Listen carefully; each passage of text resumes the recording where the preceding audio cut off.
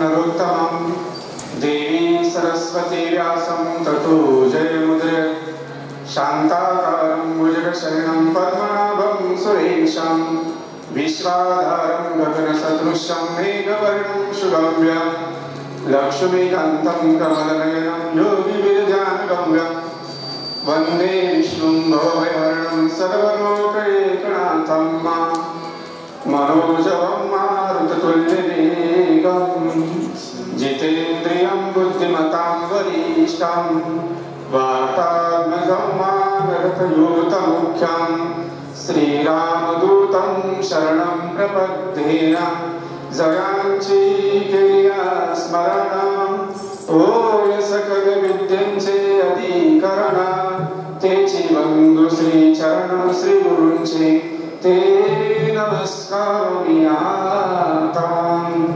कैलासरामान शिवचंद्रमौळी पनींद्रमाथा मुकुटे जळाळी कारुण्य सिंधू बहुदुःखहारी तुझवेन शंभो मजकोरतारी सर्वमंगल मांगल्ये शिवे सर्वार्थ साधिके शरण्ये त्र्यंबके गौरी नारायणी नमस्तुते या देवी सर्वभूतेषु शक्तिरूपे संस्थिता नमस्तस्मै नमस्तस्मै नमस्तस्मै नमो नमः। सर्वप्रथम 1-2 मिनिटं या ठिकाणी आपण भजन करूया, कारण भजन भरपूर झालेले भोजन आहे। भोजन झाले का अजून राहिले का? अनुष्ठान झालंय, बाकीच्यांचं राहिले, पण त्यांच्यासाठी भजनही आणि भोजनही दोन्ही या ठिकाणी करूया। सर्वांनी या ठिकाणी भजन या ठिकाणी असेल। हर हर महादेव शंभो काशी विश्वनाथ गंगे हर हर महादेव शंभो काशी विश्वनाथ गंगे हर हर महादेव शंभो काशी विश्वनाथ गंगे हर हर महादेव शंभो काशी विश्वनाथ गंगे काशी विश्वनाथ गंगे काशी विश्वनाथ गंगे काशी अमरनाथ गंगे काशी अमरनाथ गंगे हर हर महादेव शंभो काशी विश्वनाथ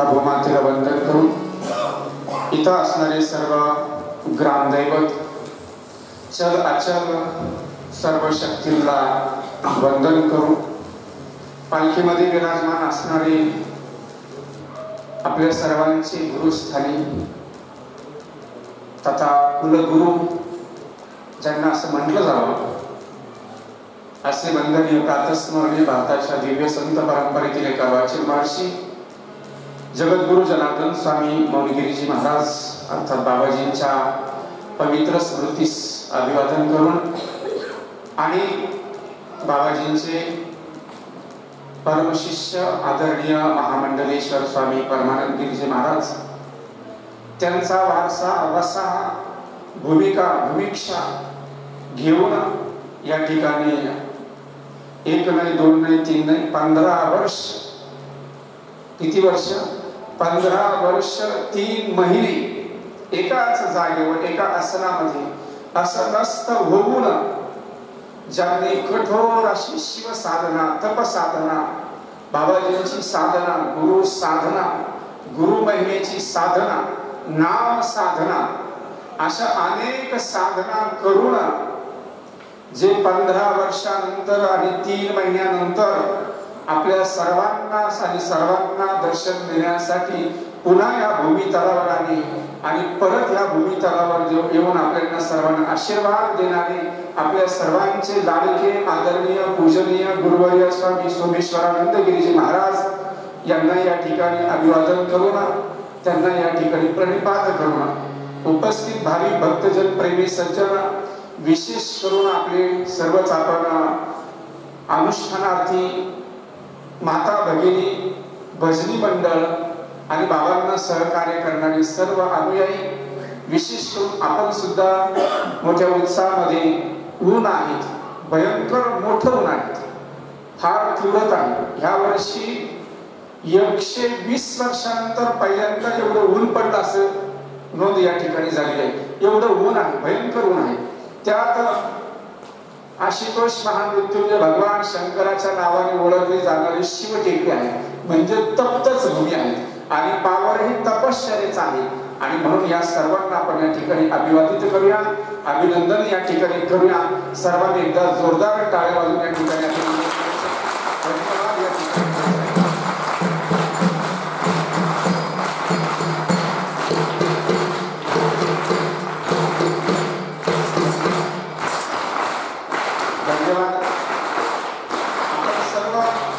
धन्यवादाला पात्र कारण ही भूमी जगद्गुरु जनार्दन बाबांच्या कृपा आशीर्वादाने पुनीत झाली बाबांचे एक दिव्य महत्व महान कार्य ज्या संतांच्या मुखातून निघत आहेत ते संत म्हणजे सोमेश्वर गिरीजी महाराज आणि पहिलं ज्योतिर्लिंग कोणतं असेल तर कोणतं आहे सौराष्ट्र सोमनाथ तंच बरोबर इकडे पहिलं कोणतं आहे सोमनाथ शिवलिंग आहे आणि पहिले शिष्य सुद्धा कोण आले बाबाजींच्या नंतर पहिली तपश्चर्या करणारे पहिले संत जर कोणी असेल तर ती सोमेश्वरगिरी महाराजच आहे एवढी तपश्चर्या त्यांनी 16 वर्ष केली आणि यांनी किती 15 वर्ष तपश्चर्या केली तपाचं सामर्थ्य आहे तपे विना दैवत दिल्या विना प्राप्त तुझे विना ही तर कोण सांगे ज्ञानदेव सांगे दृष्टांताची मात साधूचे संगती तरुण पाय आणि विशेष करून 8 दिवस अनुष्ठान चालू आहे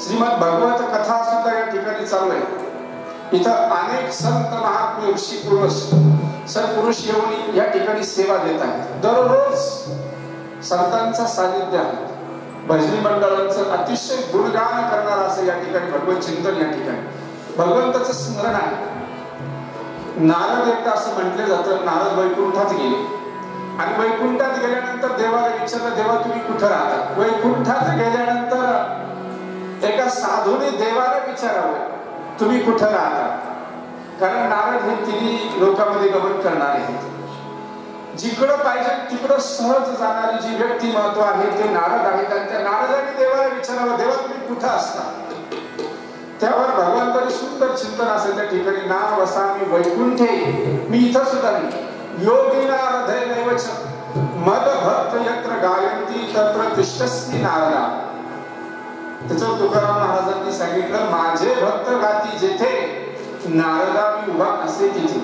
माझे भक्त जिथं गायन करतात तिथं मी त्या ठिकाणी उभा असतो.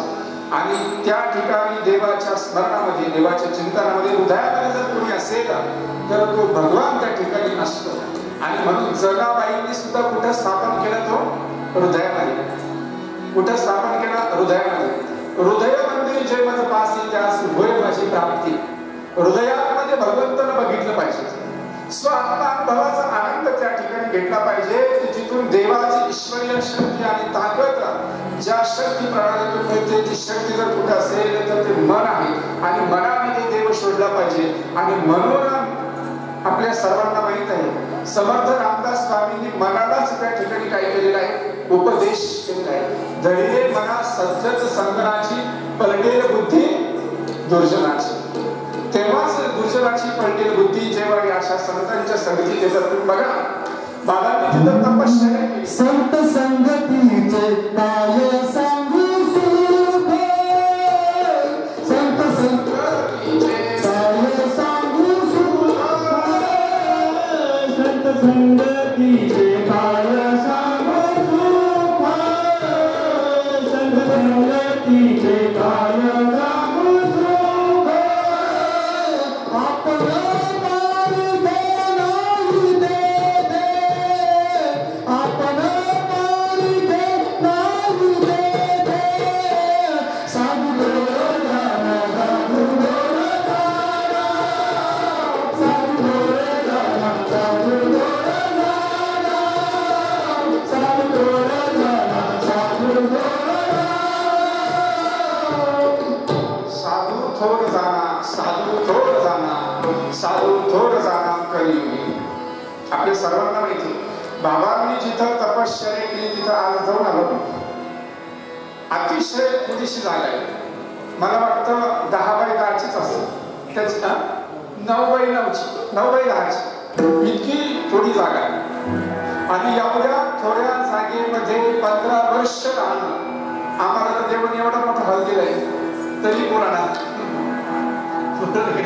एवढा मोठा हॉल दिला तरी पुराणात. 9x10च्या जागेत कशी राहिली असेल देवावेळी विचार करायला होता.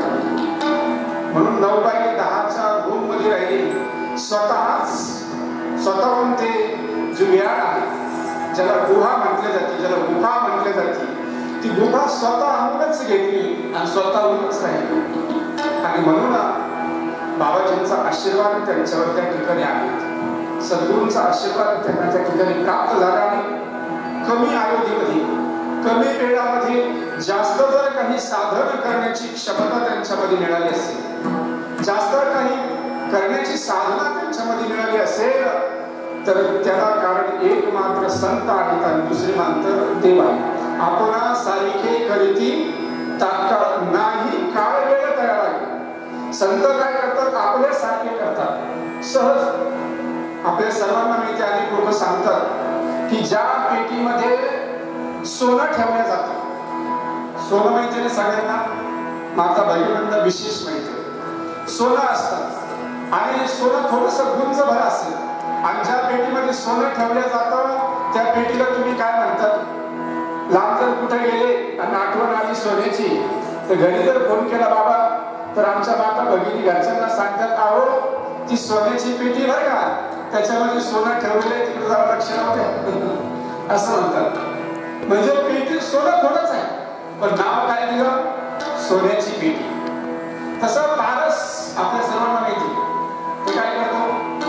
लोखंडाचं सोनं करतो तत्काळ, लगेच सोनं त्या ठिकाणी करतो. पारस तत्काळ सोनं त्या ठिकाणी करतो.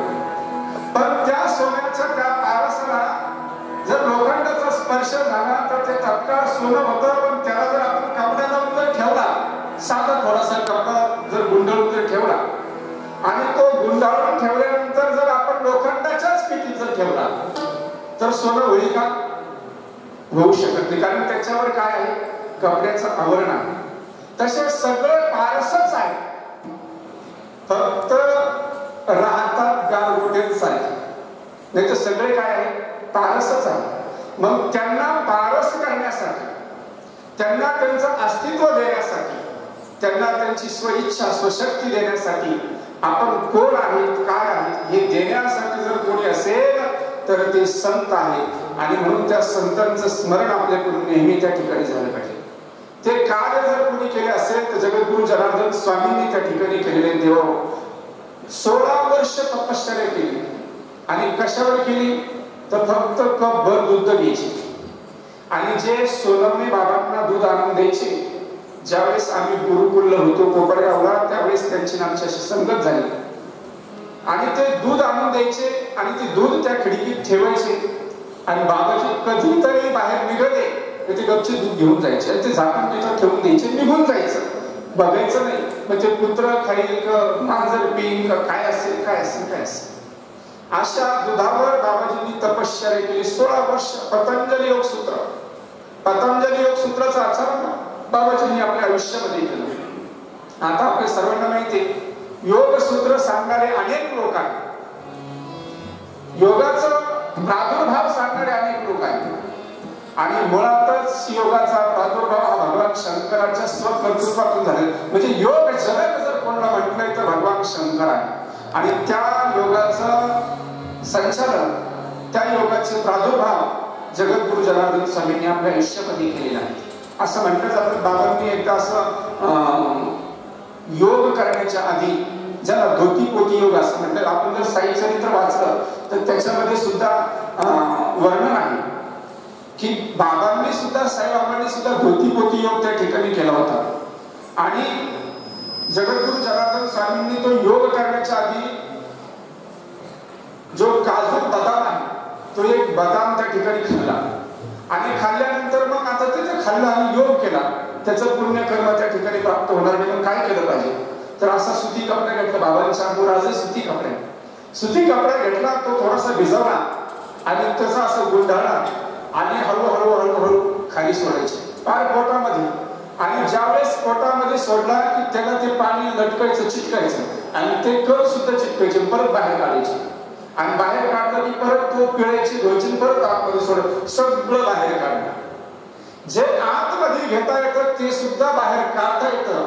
याचा नाम योग आहे. आणि याचं नाव जर काही असेल तर तो कर्मयोग आहे, तो संत योग ज्याला म्हटलं जातो. आणि तो योग त्यांनी त्या ठिकाणी प्रारंभ केला. अनेक अनेक कार्य, अनेक अनेक वर्ष, अनेक लोक त्या ठिकाणी बाबाजींनी त्या ठिकाणी घडवले. भगवान शंकराची उपासना त्या ठिकाणी केली. जगद्गुरु जनार्दन स्वामींनी नागेश्वराची उपासना त्या ठिकाणी केली. अनेक अनेक शिवमंदिर असेल, अनेक अनेक मंदिरांचा जीर्णोद्धार असेल, तो जीर्णोद्धार त्या ठिकाणी केला. आणि आपलेही बाबाजी तेच कार्य त्या ठिकाणी करतायत. ज्या गावात मंदिर नाही, शिव मंदिर नाही, वास्तव सुद्धा पाहत नाही, अजिबात पाण्याची तुला कसा विसरू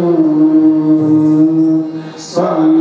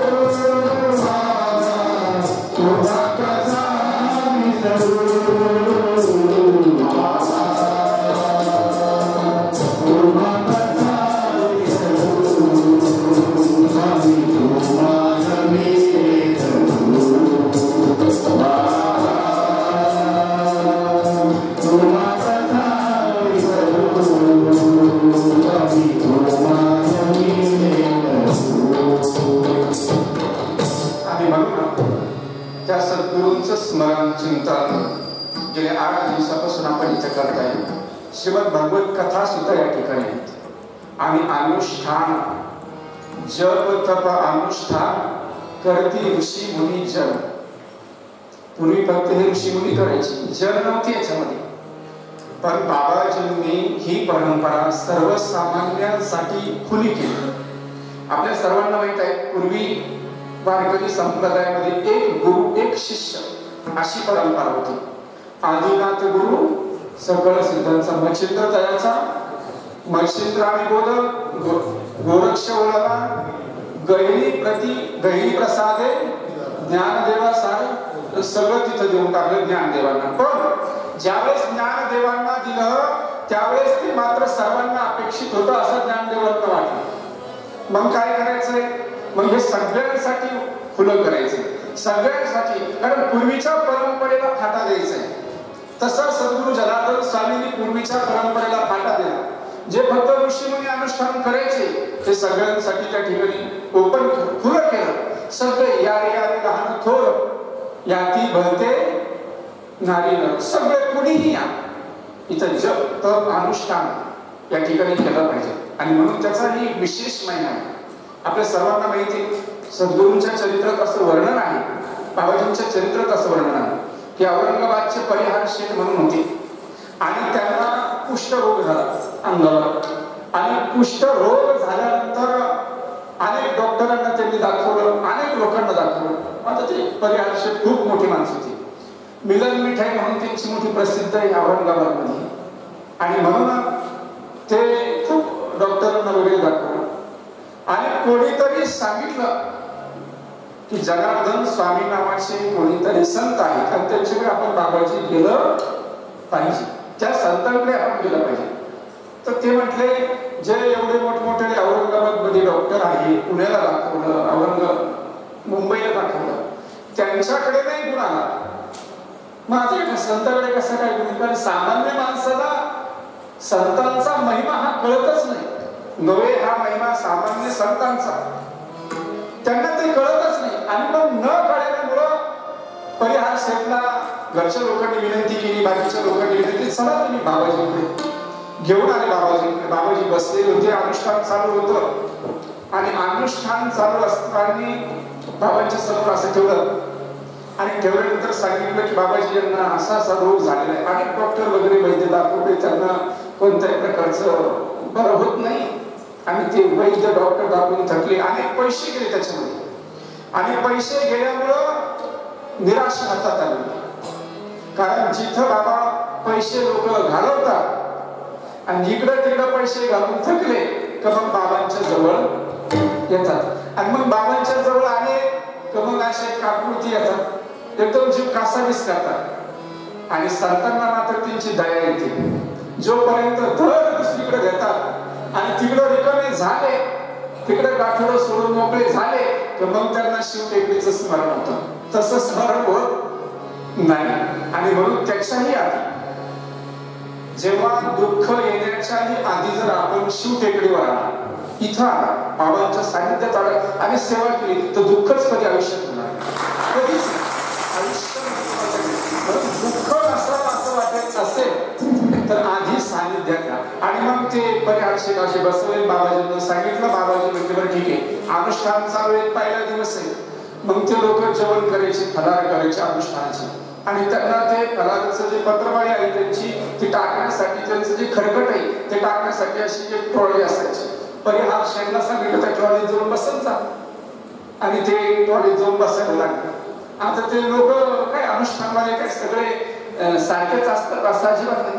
काही असे, काही तसे, काही असे, काही तसे, काही उलट. काही त्यांच्या अंगावर टोळून फेकायचे, काही असे लांबून त्यांना फेकून मारायचे, काही हलून जाऊन टाकायचे. आणि बाबांनी सांगितलं जे जे अनुष्ठानचं खरकट पडेल ते सगळं अंगाला तुम्ही चोळीत जा म्हणजे. ते कुष्ठरोग झालेला होता त्यांना, ते सगळं चोळायचं. 8 दिवस असं केलं आणि 8व्या दिवशी आश्चर्य असं घडलं की ज्या शरीरामधून पू येत होता तिथं त्या शरीरातून खपली धरली आणि तो जो पू येणार होतं ते सुकलं आणि शांत झालं. आणि जी आग होत होती ती सुद्धा त्या ठिकाणी शांत त्या ठिकाणी झाली. संतांचे उपकार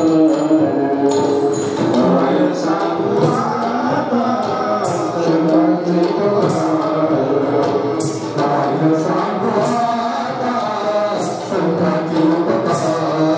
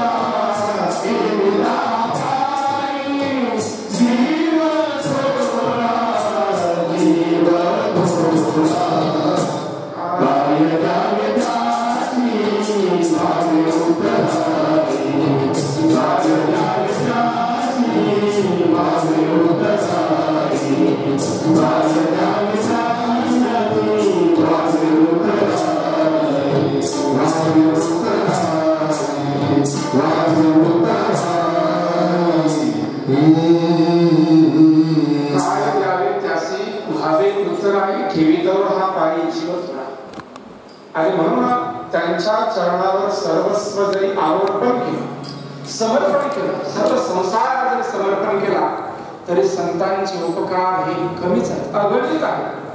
उपकार अगणित. येथे उपकारासाठी आधी घरच्या वैकुंठी केवळ उपकारासाठी या ठिकाणी. आणि म्हणून स्वामीजी सुद्धा जर इथे आले असेल तर केवळ उपकारासाठी त्या ठिकाणी आहेत. आणि परमानंदगिरीजी महाराज म्हणजे त्या दिवशी बाबा आम्ही बसलो, महात्म्यातला महात्मा जर कुठं पाहायचा असेल तर ते परमानंदगिरी बाबांकडे पाहा.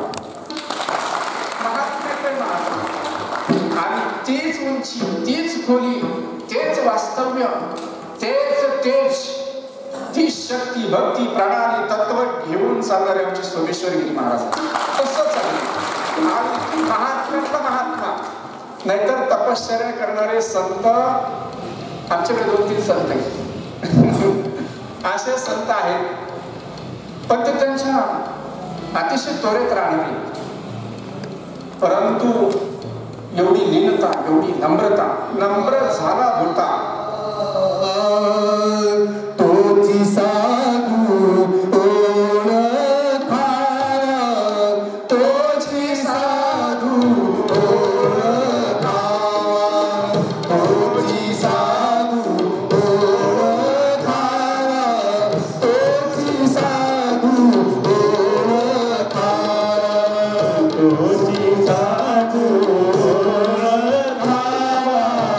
तोची साधू ओळखा, तोची साधू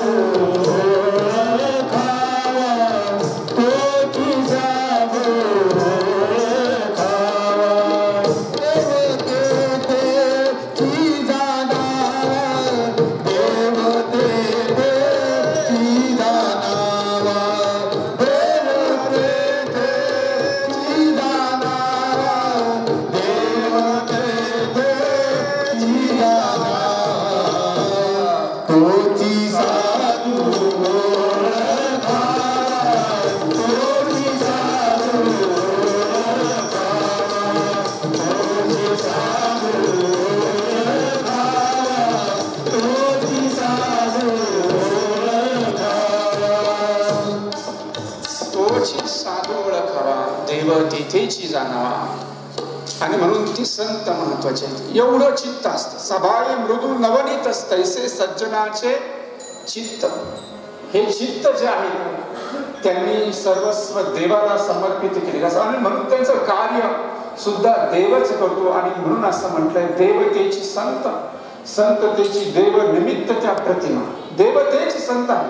उलट देवापेक्षा संतांचा महिमा मोठा आहे. देव तर दुष्टांशी संवारसी असं म्हटलं जातं. भक्ता राखे पायापाशी दुष्टांशी संवारसी. भक्तांना पायापाशी ठेवणारा जर कोणी असेल तर तो देव आहे. आणि दुष्टांचा संहार करणारा जर कोणी असेल तो देव आहे. परंतु साधू मात्र तसे नाही, संत मात्र तसे नाही. देवाला त्या दुष्टाला सुद्धा पायाजवळ ठेवतात आणि सज्जनाला सुद्धा ठेवतात. सर्व विंचू नारायण, त्याचे शिवणे असे म्हटलं जातं. पण तरी त्यालाही वंदन केलं जातं, त्याचंही स्मरण केलं जातं, त्याचंही चिंतन केलं जातं. आणि भूतभावात भगवान शंकर हे सगळं प्रिय आहे. आणि म्हणून म्हटलंय, भूत वेताळ नाचती हर्ष युक्त उमापती. भगवान शंकराला ते प्रिय आहे. आणि म्हणून भूताचा आपला जवळजवळ बाबा जवळचा संबंध असावा असं वाटतं. बरोबर आहे की नाही? भूत वेताळ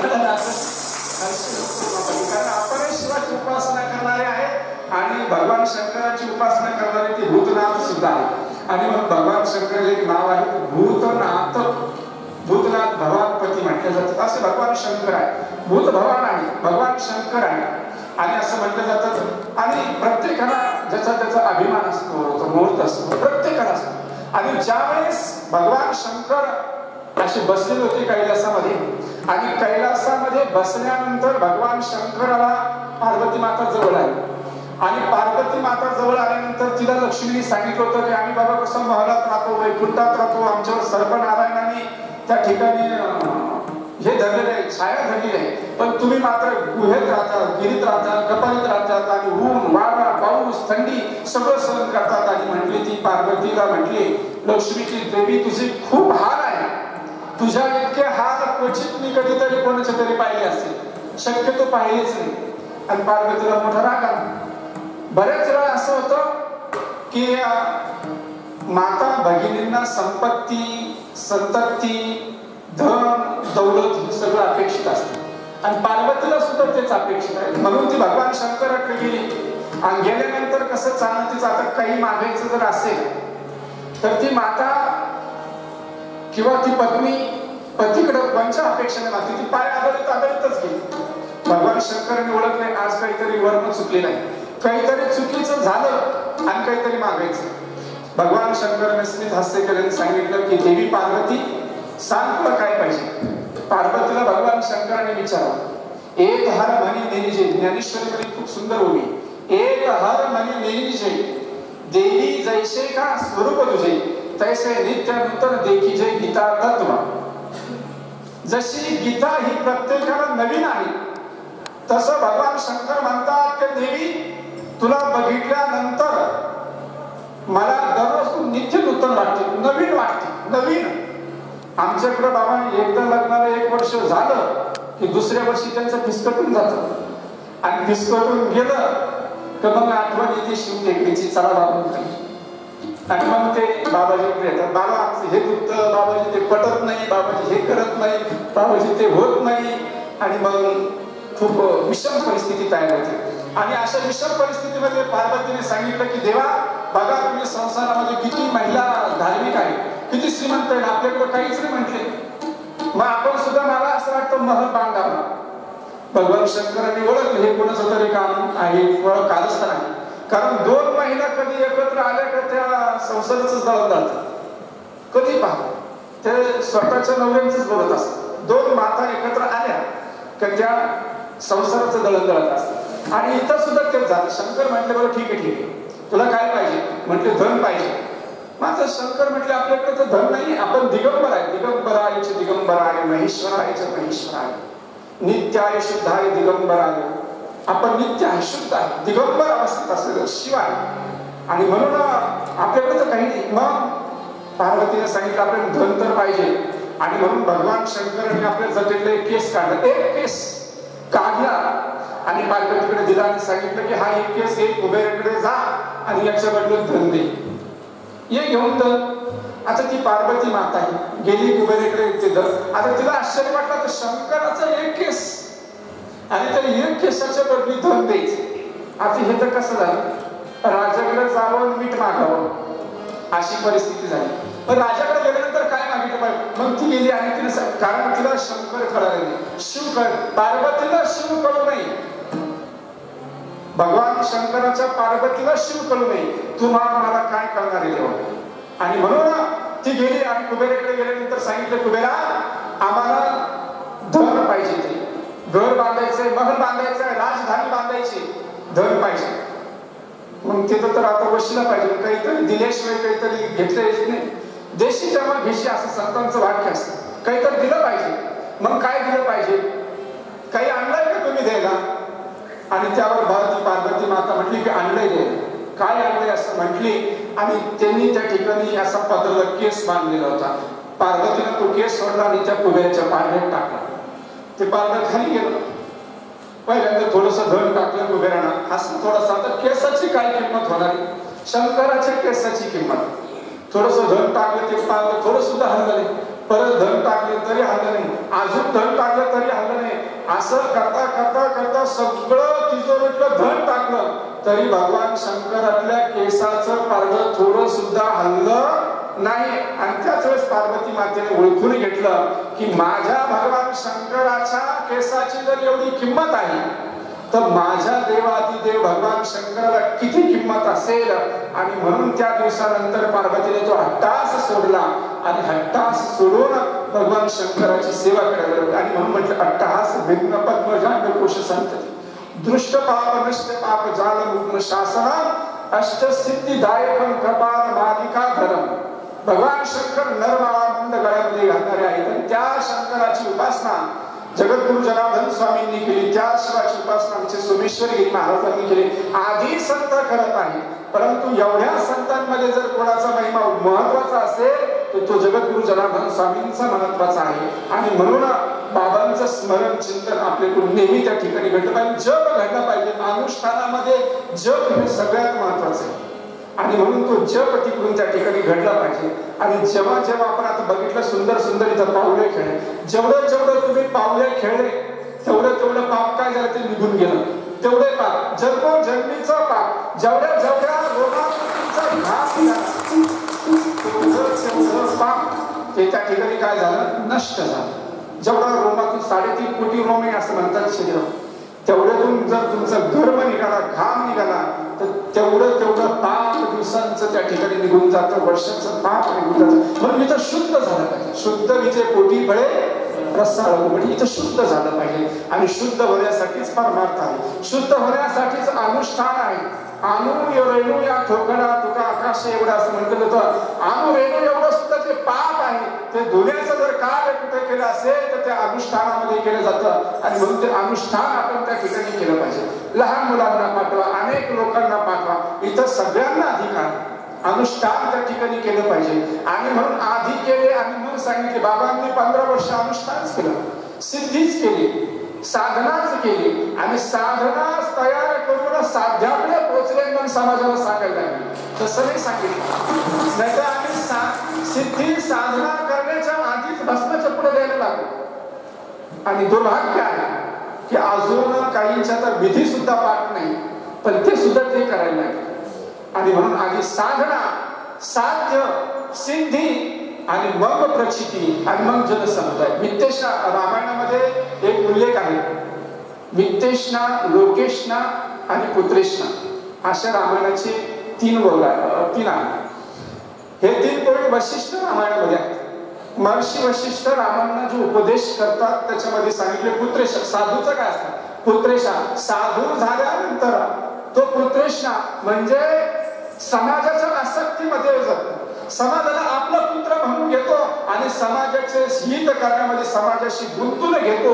आणि मग त्याला पुनरपि जन्म पुनरपि पापम जननी जठरे शयनम परत परत घ्यावं लागतं. आणि तो साधू कधी कधी मोक्षाला जाऊ शकत नाही. म्हणून पुत्रेष्णामध्ये कधीच गुंतू नका. दुसरं सांगितलं लोकेष्णामध्ये गुंतू नका. लोकेष्णा म्हणजे समाज जिथं आपल्याला बोलवतो, मान सन्मान देतो, त्याच्यामध्ये गुंतू नका. आणि वित्तेष्णा म्हणजे पैशामध्ये कधी गुंतू नका. आणि म्हणून पैशामध्ये कधी गुंतू नका. या तिन्हीला जर टाकलं तोच जगी, तोच संत जाणार. दया क्षमा तुझी, तेच खरे संत आहे ज्यांनी याचं वित्त असणं केलं. जात वित्त होत कुळ शिळ मात भोजका त्वरित, ते जात वित्त होत कुळ शिळ मात ते सगळं टाकायचं. आणि म्हणून हे अनुष्ठान श्री बाबाजींनी या ठिकाणी करून घेतलंय. पवित्र अशी भूमी आहे. वास्तविक पाहता 3 वर्षापूर्वीच आम्हाला या ठिकाणी यायचं. बाबांनी मी मागे एकदा सांगितलं, 3 वर्षापूर्वी आम्हाला या ठिकाणी बोलवलं आणि त्याही दिवशी गुरुवार होता. 3 वर्षापूर्वी पहिल्यांदा कोरोना आला त्याही वेळेस गुरुवार होता आणि आजही पण काय गुरुवार आहे. ही बाबाजींची कृपा दृष्टी. आणि मला वाटतं त्यावेळेस 4 का काहीतरी तारीख होती आमची. आणि 4 तारखेला बाबांनी सांगितलं, आम्हाला फोन आला दिनेशगिरी बाबांचा. त्यांनी सांगितलं की तुम्हाला यावं लागेल, तिथं बाबाजी आपले आहेत आणि तिथं तुम्हाला थोडीशी सेवा करावी लागेल, सेवा द्यावी लागेल. सांगितलं ठीक आहे, काय हरकत नाही. आणि त्यांनी पण इथं फोन करून सांगितलं बाबा येणार आहेत असं सांगितलं. परंतु 2 दिवस राहिले कार्यक्रमाला आणि तेच महाराष्ट्रामध्ये लॉकडाऊन घोषित झालं. बरं, तो लॉकडाऊन घोषित झालं का ते चालच 15 दिवस पुढं, 15 दिवस पुढं, 3 महिने त्याच्यातच गेले. आणि त्याच्यानंतर बाबांचं आमचं त्या ठिकाणी राहून गेलं. आणि नंतर गेल्या वर्षी कोरोना होता आणि कोरोनाच्या नंतर पुनश्च एकदा परत आपण सर्व एकत्र आलो. याचं जर कारण कोणी असेल तर हे संत आहेत तेव्हा यांचे उपकार आपल्याला आणि म्हणून हे जे आयुष्य आपल्याला मिळालंय हे काय मिळालं, आपण बोनस आयुष्य मिळालं. किती लोक गेले असतील ह्या कोरोनाच्या महामारीमध्ये. अनेक लोक, असंख्य लोक देशामध्ये धारातीर्थी पडले, कोरोनाला मारले, अनेक बाण मारले कोरोनाला. आपलं भाग्य आहे आपल्यावर जनार्दन स्वामींची आणि सोमेश्वर बाबांची कृपा आहे. एवढे बाण कोरोनाला मारले पण एकही बाण आपल्याला लागला नाही. मागे पुढे राहे सामाजिक, मागे पुढे राहे सामाजिक, मागे पुढे राहे सामाजिक, मागे पुढे राहे सामाजिक, मागे पुढे राहे सामाजिक, मागे पुढे राहे सामाजिक, मागे आघात निराळा आणि आघात निराळा हरी आघात निराळा आणि आघात निराळा मागे पुढे राहे सामाजिक, मागे पुढे राहे सामाजिक, मागे पुढे राहे सामाजिक, मागे पुढे राहे सामाजिक, राहे सामाजिक, राहे सामाजिक. मागे पुढे सर्वच ठिकाणी ते सांभाळतात. मागे मंगेश पुढे मंगेश, माझा देव माझ्याकडे पाहतो आहे. पुढे तो आहे, मागे तो आहे, सर्वच ठिकाणी व्यापक आहे. सर्वत्र सुख समान. श्रीमद भगवद्गीतेमध्ये सुद्धा सांगितलं सगळं व्यापक जर कोणी असेल तर तो परमात्मा सगळ्या ठिकाणी. बहुनाम जन्माना म्हणते ज्ञानवान प्रपद्यते वासुदेव सर्वमिती स महात्मा सुदुर्लभम. 9व्या अध्यायामध्ये सांगितलं की बहुनाम जन्म म्हणते हजारो जन्म घ्या, कितीतरी जन्म घ्या. बहुनाम जन्माना म्हणते कितीतरी जन्म घ्या. बहुनाम जन्माना म्हणते ज्ञानवान प्रपद्यते, हजारो जन्म घेतले तर तुम्हाला ज्ञानीवानही भेटू शकतो. वासुदेव सर्वमिती, वासुदेव प्रत्यक्ष नारायण भगवान श्रीकृष्ण परमात्मा भेटू शकतो. पण स महात्मा सुदुर्लभ. जगद्गुरु जनार्दन स्वामी सारखे महात्मा भेटणं हे मोठं अवघड आहे. आणि म्हणून असं म्हटलं जातं, एका सुभाषितकाराने म्हटलंय, शैले शैले माणिक्यो न मोती गजे गजे, साधू न सर्वत्र नाम चंद्रना वरी वने वने. प्रत्येक ठिकाणी जा, सगळ्याच हत्तींच्या गंडस्थळामध्ये माणिकच असेल असं नाही, सगळ्याच हरणांच्या बिंबीमध्ये कस्तुरी असेल असं नाही, प्रत्येक वनामध्ये 52 नंबरचं चंद्र असेलच असं नाही. आणि सगळ्या संतांमध्ये जगद्गुरु जनार्दन बाबांसारखे आणि महात्मांसारखे आणि सोमेश्वरगिरी महाराजांसारखे संत असेलच असं अजिबात नाही. संत पुष्कळ आहेत. आम्ही 2013 कुंभाला गेलो आणि 2013च्या कुंभामध्ये जेव्हा आम्ही संन्यास घेतला त्यावेळेस आम्ही 10-12 जण होतो. आणि ते सगळं संन्यास घेतल्यानंतर सगळा विधी झाला बाबाजी आणि निघालो फिरायला. सगळा विधी झाला, फिरायला निघाल्यानंतर ते खूप मोठे टेंट असतात. ते उत्तरेकडचे साधू फार मोठे असतात बाबा, पण त्यांना काही इकडचे काही गद्याने पद्धतीने त्यांना रामनाथ कृष्ण आलेले काहीच ते त्यांच्या याच्यामध्ये असतात. इतका मोठा मोठा आरस त्यांनी केलेला. काहींचं 1-1 एकराचं यज्ञ मंडप, ते पण भारी भारी मंडप. आपण ते याच्यामध्ये टीव्ही मध्ये वगैरे रामायणामध्ये बघितलं तसे मंडप. काहींचे टेंट इतके सुंदर टेंट, एसी टेंट, कापडी पण त्यामध्ये एसी लावले, इतके सुंदर टेंट लावले. 2-2, 3-3 एकरचे त्यांचे भक्त खूप मोठमोठे, खूप मोठे भक्त, इतकं श्रीमंत साधू. सोन्याचं आसन, सोन्याची छत्री, बसायला बी सोन्याचं सिंहासन, ते चौर होते, सगळं काही. आता ते काय महामंडलेश्वर म्हणजे ते त्यांच्या याच्यातच असतात. इतकं मोठमोठे फार ऐश्वर्य संपन्न साधू, शेकडो एकरांचे जमिनीचे मालक, 1000 एकरांचे जमिनीचे मालक, अशी महात्माजी तिथं सगळे आले. खूप मोठा. आणि आपला टेंट म्हणजे आता महाराष्ट्राचं टेंट, जनार्दन स्वामींचं टेंट, तिथं पोतं सोडून दुसरं काही असणार. तिथं ते असं पोते वगैरे लावलेले, ते टेंट वगैरे सगळं असे लावून दिलेली. आम्हाला 2-3 महाराज लोकांना स्पेशल एक टेंट बनवला. आणि ते बघून आता मला तर आश्चर्य वाटलं. पहिल्यांदाच कुंभात गेलो आणि एवढं ते ऐश्वर्य पाहिल्यानंतर डोळे निघून गेले. काय ऐश्वर्य, वा म्हटलं. आणि तिसऱ्या आम्ही निघणार म्हणजे शेवटच्या दिवशी, 7व्या दिवशी पूर्णावती, 8व्या दिवशी पूर्णावती करायची, 7व्या दिवशी काही समारोप झाला, निघणार. 7व्या दिवशी दुपारी एवढा पाऊस त्या कुंभामध्ये, प्रयागराजच्या कुंभात एवढा पाऊस, इतका पाऊस आणि इतकं वारं. ज्यांचे टेंट लागलेली होती, भारी टेंट, जे महाराज लोक सोन्याच्या सिंहासनावर बसत होते, त्यांचे अक्षरशः टेंट उन्मळून खाली पडले आणि सगळं ऐश्वर्य संपन्न त्या ठिकाणी निघून गेलं. काहींचे टेंट पडले, लोकांना लागले, बांबू लागले, काडक्या लागल्या, काहींचे ते घोमट पडले, काहींचे जळाले, काहींचे फाटले. आणि एवढ्या टेंट मध्ये दिमाखाना जर कोणाचा उभा जर राहिला असेल तर तो जगद्गुरू जनार्दन स्वामींचा.